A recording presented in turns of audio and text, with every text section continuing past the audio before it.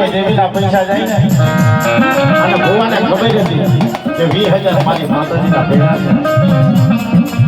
પાછમાં not નગોળો થઈ કાલે મોટા બેઠો મારો દુનિયો મારી દેવી મારાથી બાંધેલો